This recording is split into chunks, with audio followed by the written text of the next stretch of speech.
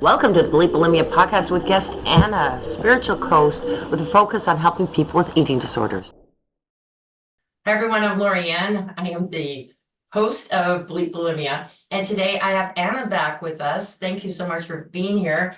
Ana is going to speak this time because she is actually a spiritual coach and she focuses on people who are struggling with eating disorders. And so this is what we're going to focus on this one. Thank you so much for being here today. Yeah, thank you so much, Laurie, for having me. I'm very happy. And as you said, as a spiritual coach, what I like to do, I said, yes, like a lot of people ask me, like, what do you do? And I'm like, yes, I have a business, but for me, it's my mission, is really how I like to call it. This is my mission. My mission is sharing about something that I struggled for a lot of years and how I got out and what has helped me out to get out of it. So how I can be a tool for other people to do it also. That's what for me is this journey about, right? So for me, I call it more as my mission, right? Because we're here to serve. We're here to help each other. Absolutely. And this is what this podcast is about. It's my mission. I mean, it's something that I do from my heart because I know that there's a lot of people still out there struggling with eating disorders, whether it is bulimia, anorexia, or overeating, or whatever it is. I know this one is set specifically named Bleep Bulimia because that's what I struggled with for 30 years. And what this podcast obviously is doing is allowing people like you and other people to be able to share options of how people can overcome it. And everyone's different. So the more people I have on here who could share different ways, at some point, one of those people who's struggling will say, that I get, that's what I want, right? So thank you again for being here. So we're gonna start with, with this spiritual coaching, I'm interested. What does that entail? Yeah. So what this entail is the ways that I work is with in a holistic way, right? So I work with Reiki, I work with Akachi records, I work with card reading and angels healing. So what is that? These are therapy, like these are sessions or kind of therapy that I do that when I learn it, it was for me to help me heal. So yes, we can heal with medicine, right? These days, there's a lot of medicine that is out and you can use it. Mm, Um, and at the same token, there is a lot of things that when we connect with our soul, with our heart, there's a lot of gifts there that can help us out to that healing. But in my opinion, when you go to school, nobody teach you about those things. Even these days, the schools, most of the schools don't have not even a religion mhm. class, right? I remember I went I went in to school in Colombia, and I think when I was in middle school, until middle school, I think we had the religion class, but in high school that disappears. That doesn't come anymore. And I think these days, schools doesn't have religions anymore. Yeah. So there is nothing that in when I say nothing is there is no school or unless your parents are people that are very spiritual and guide you with tools that are like holistic, right? There are things that we don't see. The medicine, we see it. Oh yeah, this is the pill that you have to drink, like take it every single day at this time, blah blah blah blah blah. But what about meditating? What about the like energy? See, Mhm. because that is Reiki. Reiki, it's energy. And it's not just Reiki. We all are energy. We are constantly generating that energy.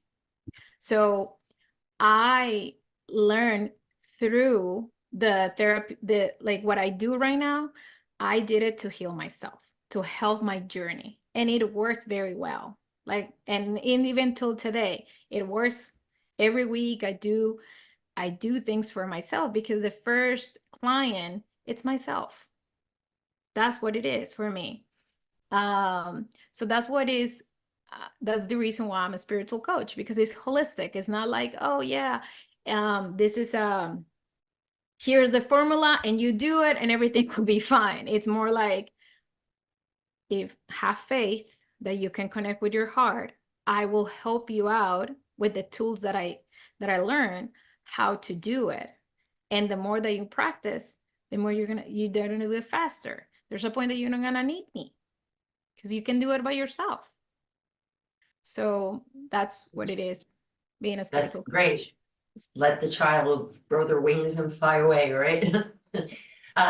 Interesting fact, it must be the day of the heart, because the podcast I just did previous to you spoke to the heart. He said, you know, everything is about, we talk a lot about mindset, we talk a lot about meditation, we talk a lot about, you know, the mind. But he says something really interesting, that the mind wants to take over everything, and we don't focus on the heart. And there's a lot that's held in our heart. Yeah. And the brain suppresses it in the heart. And I thought that that's really neat. So when you're saying working with the heart, because yeah, a lot of us, you know, we're going to therapists, we're going to psychiatrists, we're going, and that's all mind. And the programs they give you is all about the mind. And even meditating is a hard thing sometimes, because your mind wants to take over and your thoughts take over. And it's not the heart, it's this, the head, right? You need to contact your heart. So this is really beautiful. It blends in beautifully with, I guess, my week. The theme is the heart, right? And that's wonderful. Tell us a little bit about you. I know that you spoke about yourself in our previous podcast, but for people who are listening for the first time on this one, just tell us a little bit about your background. Yeah, so I started struggling with eating disorders when I was 13 years old. And the reason why I started struggling is, well, or what I remember, I remember that most of my friends, when I got into being a teenager in those 13 years, the girls that were popular, like wear like high shirts, right? That they Yeah, can, crop your belly tops. button, your belly button is showing and all that. And I didn't feel confident enough to wear something like that, because I was like, no, like my stomach is not flat like theirs, like they're very skinny and tiny and I'm not. So I didn't feel confident. I didn't feel comfortable. I feel like ashamed of it. So in those moments, I'm like, well, I need to go to a gym. I need to start diet. So I start learning what is a diet. Oh, okay. If I do a diet, you lose weight. Um, and then going to a gym when I was 13 years old. Mom, can I go to a gym? And my mom is like, I don't think you're ready for a gym. And I'm like, no, like I look for a gym that they have teenagers there. So I make the coach talk with my mom so my mom can let me go. Because for Wow. her, yeah. So it was it was a lot of pressure, I think, from society that I put on myself. Nobody came to me and say, hey, you have to lose weight or you look ugly or nothing like that. It was more that I saw that the friends or the people that I was around, um, the girls that were skinnier get more attention than myself. And I grew up in Colombia, which beauty and how you look, it's very important.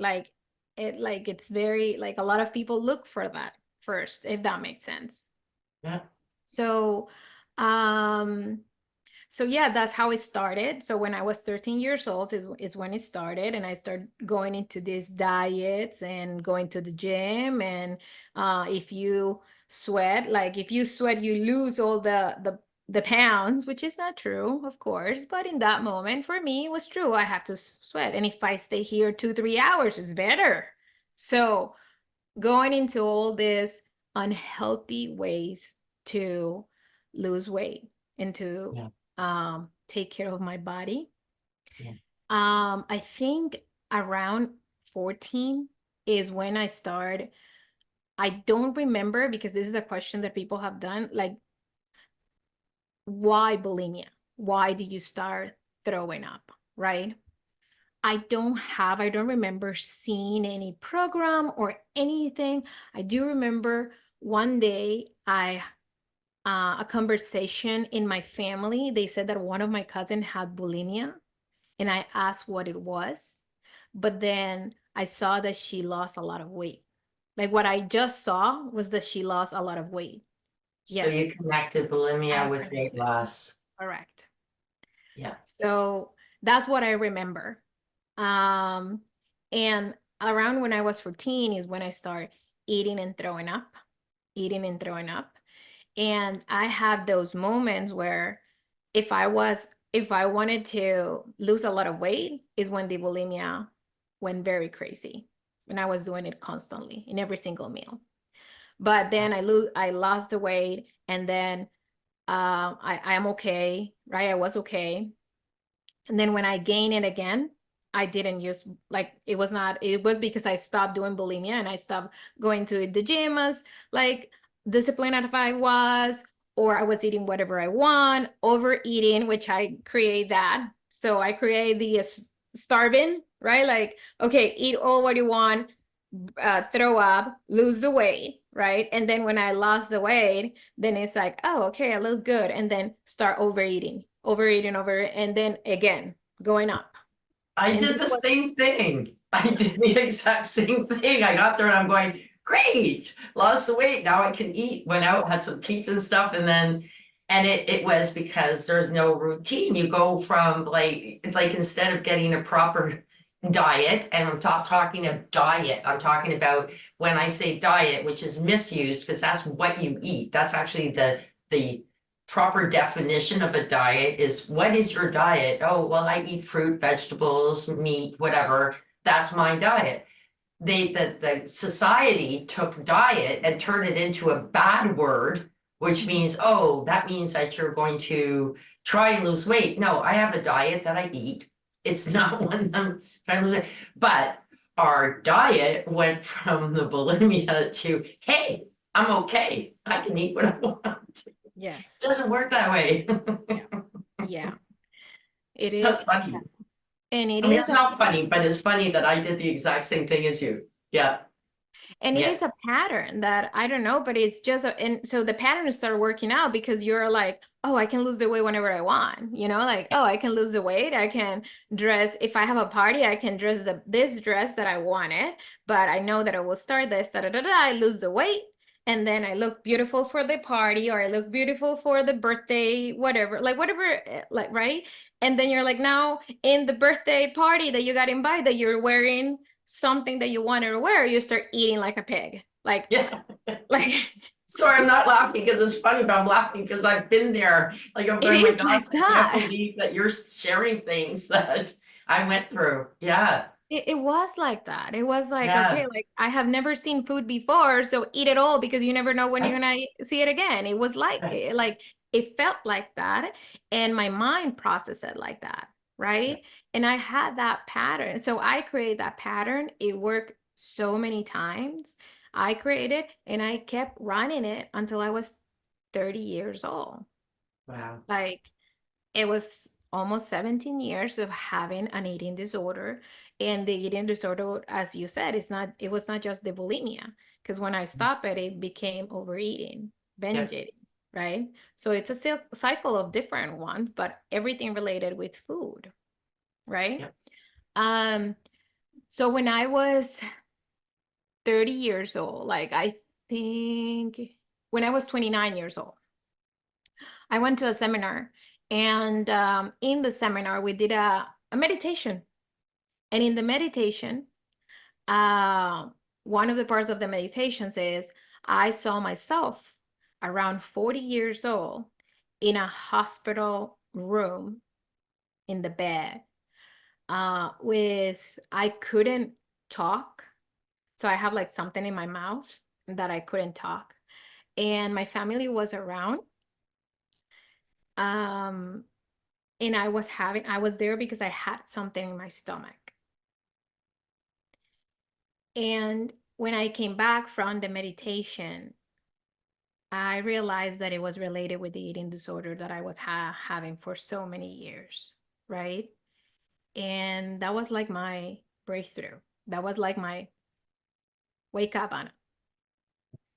So I was 29 years old, and I was like, the the funny thing is the pain that I saw in my family was what I couldn't handle anymore, if that makes sense. Yeah. Because I was like, they didn't know why I was in the hospital with that diagnosis, because my parents didn't know that I was bulimic. As Yeah, we we're talked really good before, at hiding it. Yeah. Yeah. it's very Best easy to liars. it's very easy to hide. You eat, everybody's around you, you're like, yeah, food is great, and you eat normal because nothing comes out, and you're like, you finish your whole plate, no? Because yeah, you finish your whole plate, and then a few minutes later, sometimes half an hour later, you go to a bathroom, you throw up, and you're good. Nobody knows, but she went to the bathroom maybe to pee, right? Yeah. So it's quiet. Nobody has to know. Um, so that pain was my breakthrough. I'm like, I'm not gonna put my family through this. In that moment, I will have kids, and I'm not gonna put my kids or my husband through this, because they will not know what is going on. And if I am in a hospital, they're gonna be suffering because of me. They're gonna be in pain because of me. And that was my point of like, I need to overcome this. I need to get out of this. This is not going to be in my life anymore. And it took me, I will say, solid 9 months to overcome it. And that was the journey for 2019. That's what I did in 2019. But I start asking. So here is where it comes with the energy. I start asking the universe, God, I need help. I want to stop this. So my main thing was, I want to stop throwing up. I need to stop throwing up. And I started doing that. And then I think it was in April of 2019, when one of my cousins called me. She lives in Sweden, but from nowhere she called me. We had a good conversation. Then she called me the next week. We usually don't talk that much, but she just wanted to talk to me, and I was like, okay, let's talk. The second time that she called me, I was in the gym, and she was like, how are you doing? I'm like, no, in the gym, just doing some cardio here. It's like, oh, great. And it's like, yeah. And she asked me, how many hours are you doing? Are you working out these days? And I'm like, 2 to 3. Oh, really? Yes. And she's like, oh, great. And then she did ask me, she said, Ana, I noticed that you like constantly like the gym and do your diets and these things. I have a question for you. Do you have any eating disorders? And in that moment, I didn't know what she was, to be super honest, I didn't know what she was referring to. And I was like, what? Eating disorders? What do you mean? And she's like, yeah, like anorexia or bulimia. When she said bulimia, I knew what was bulimia. And I said, no, no, no, why? And she's like, oh no, I I just see things that you do that I also do. And I'm struggling with bulimia. So I stayed quiet. I didn't know what to say, but I was not able in that moment to accept and tell her, yes, me too. I was very afraid to share it. So that was it. And maybe a month later, we talked like 2 more times. And then after a month, in one of our conversations, I was like, hey, how you doing? I call her and I'm like, how you doing? Blah, blah, blah, blah, blah. And I said, you know what? I need to tell you something. I am bulimic too. And I think that's the first time that I said to somebody that I was bulimic. And it was very, like, having the courage in that moment to say I'm bulimic to somebody else when I haven't been exposed. It was, I I guess I get sentimental because that's when I really start my healing process. When I really said, okay, I'm gonna get out of this. And she started telling me what she was doing to overcome it because she was in the same path. She wanted to overcome it. So she shared with me that she was going to OA, Overeater Anonymous. I didn't know that that exists. I have heard by the time about AA, but I didn't know that OA exists. And she explained it to me and she said, hey, they're all around the world. In the time I live in New York, so it's like in New York, there has to be a lot of them. So go ahead. And I was like, okay. And it took me, so that was like in May. And it took me like 3 to 4 months to say, okay, I'm gonna go to this thing. So I was like, wait, like, am I gonna be able to go? And also, like, what is this? Like, am I gonna like? By that time, I didn't know. I thought that I was on my own. When my cousin shared that she was bulimic, I was like, okay, there's another human being that have this. But before that, I thought I was on my own. I thought that I was the only one with that problem. I thought that, right? I thought that it was like it's just me. Like nobody has this problem. Um, so I was very afraid to come out and to share or to have to like talk about more. I was like, what? Um, and finally in August, I started the same year. I said, you know what? I'm gonna do it. And in those 4 months, to give you a little bit more of the story, I tried to do it myself. When I said it's like try to like, okay, Anna, today's a new day. We're gonna be good. Blah blah blah blah blah. And then all day good. And then at night I binge it, binge eating, and then I threw up. And I remember in the mirror of my bathroom crying and talking to myself and say, why? Why do you do it again? Like, Anna, we said this is not happening. And it was like this confrontation with my mind and my stomach. And it was painful because inside of me, I didn't want to do it. Like my mind, I didn't want to do it. But of course, there was a conflict because there was the pattern was stronger than what my mind wanted in that moment, right? I went to OA and in 1 week I went to like 4 or 5 meetings and that's in back in August, September. And by November of that year, I went to a seminar, which I remember offering one of the fear activities that you do, like overcome fear, to the eating disorder. And I realized that it has been like 2.5 months that I haven't thrown up at all. And I was like, wow, I haven't done it anymore. And I realized that I overcome it.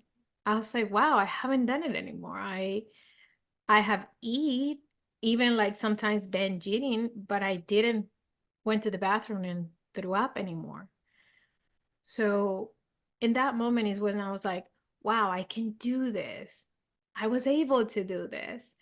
And in that seminar, I promised myself that I will help as many people as possible to overcome it. Because the same way that I felt, I think in that year I learned also a lot about eating disorders, the psychology behind what are like I start studying a lot, so that helped out my process. The same year is when I learned Reiki because I want to heal my stomach with what happened in the meditation. I was like, okay, I need to heal my stomach, and then I learned about Reiki, which is energy healing. And I'm like, oh, so I can heal with my own self. And I learned Reiki and I started doing Reiki to myself, to my stomach, to my digestive system. Because I said, I'm not gonna be in a hospital when I'm 40 years old for bulimia. So I need to help my body. And then, yeah, so I promise in that moment, in remembering that seminar, I promised to myself that I will help as many people as possible. And that's the reason it is a mission for me. Like in the books, the psychology, the spirituality helped me, right? Because when I tune in into my, going back to the heart, when I tune in with my heart, when I am present, is when I feel like, the feeling is, I cannot describe it. It's just so big and beautiful and nice and joyful. And it is not about what I eat. It is not about how I look. It is not about the problems that are in my life.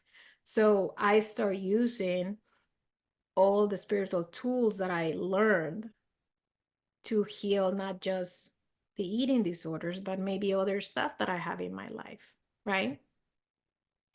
And with that came also healing a relationship with my mom. Because by that time, I was not open with my mom.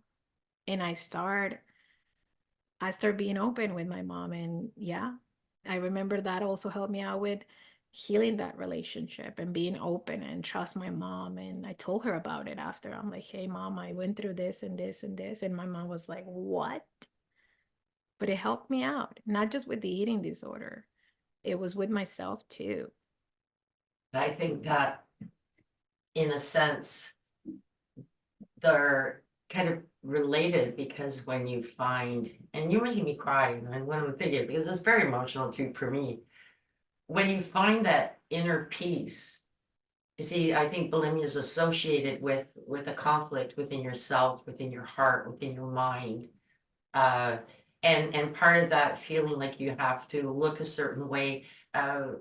Society is one of it, but part of it is us, like how we're responding to society, like how we sit there, what, like, why are we not feeling? So are we, like, were we brought up that we needed to be a certain way and a perfectionist, or was that just in us as our makeup? Like, maybe it's not our parents that made us feel that way, or maybe it is, I don't know. But how we responded to that was that we had to be perfect, we had to be a perfectionist, we had to do well in school, we had to look right, we had to fit into every crowd.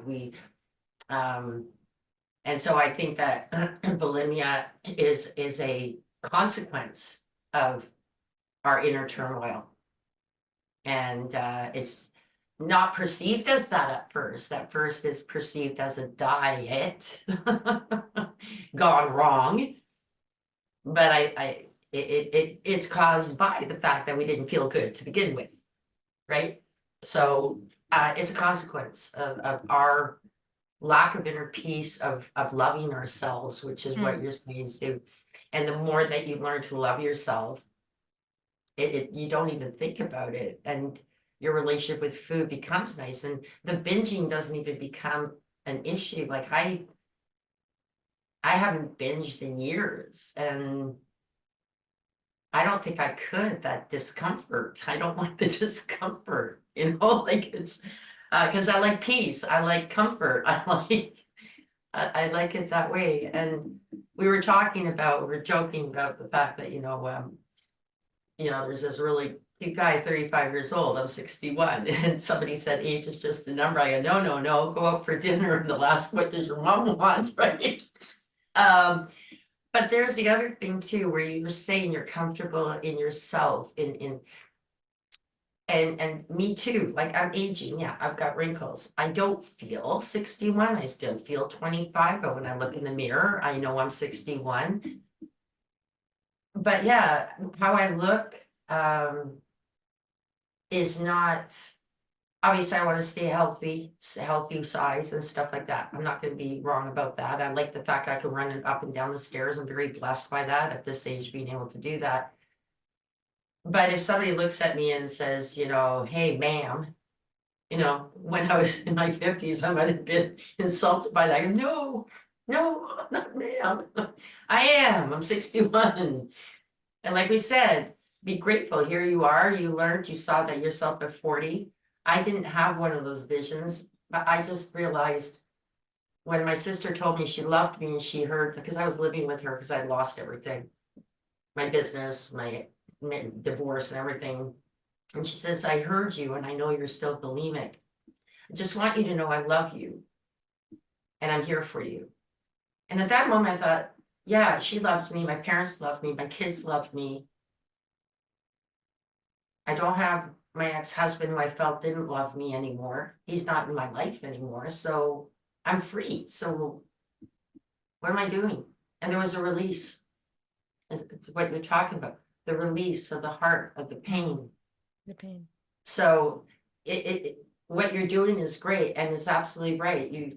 What you're saying is right. And it is a sad story. I know we're laughing when we're saying, you get all skinny and then you get dressed, and then I'm laughing because, oh my gosh, like somebody knows what I went through, but if you sat in a room with a bunch of bulimics and we told our stories, a lot of us would be sitting there going, yeah, I did that. Yeah, I did that. Yeah, I did that. And I'd hope to say that eventually they're all saying, I did that, not that I do that.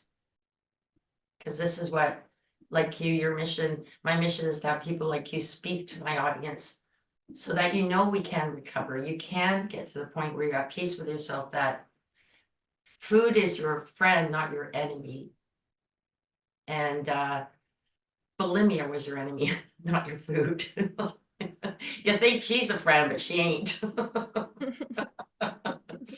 So I got rid of my toxic friend, is what I usually say, when I thought bulimia was my friend. She was toxic, and so I got rid of her, and ever since then, it's been a good life. So there you go. But right, so toxicity is not good, and I'm sure that some of that, right, your releases, there were moments of even the friends around you.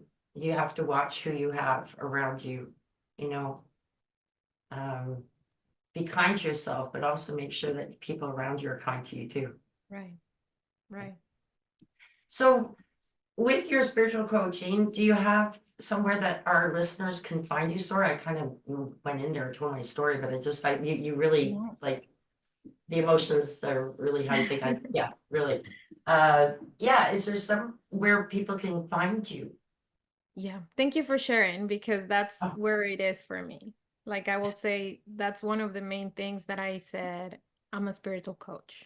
The idea for me is to open, and to open from my heart, because that's how we can connect each other yes. easier. I can connect from the brain and I can tell you all the theories or psychology, and we will connect too. But when I open my heart and I connect, and yeah, when I open my heart, the connection is beautiful and it's just flowy. And that's what for me is a spiritual coach. That's my mission, right? That's like, and that's how I heal. Like I heal. When did my healing start? In a meditation, when I was connecting with my heart. I love When did it. I open to my cousin? When my mind was, don't do it anymore, don't do it anymore, don't do it anymore. And there was a moment that I was like, I felt it and I'm like, I need to talk. And I start talking. So that's the reason why I love this. And I'm passionate about it, right? And to respond to your question, where people can look at me, Instagram, I will send it to my Instagram page. I share uh, my story. I share tips. That's what I like to do. My business is the magic in healing, just the magic in healing. I really appreciate you coming back again, telling your story again.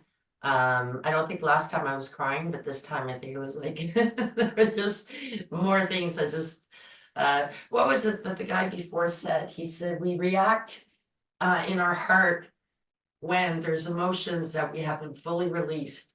And when someone will speak to you and they poke that emotion, it swells up. And unless you cry it out or speak it out, you're just going to suppress it again.